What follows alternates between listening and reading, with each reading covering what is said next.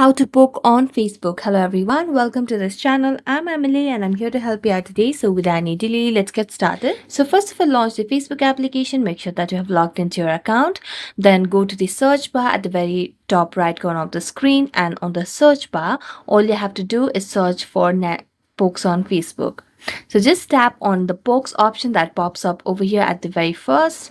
Then as you tap on pokes option, it will link you to a new page where you can see the suggested pokes and the pokes that you have received. So if you have received or if you have been poked by other people, you will be able to poke them back, but if not, you can see the suggested pokes.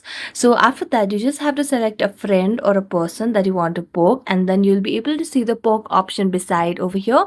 So you just have to tap on the poke option and you'll be able to poke that particular person on Facebook.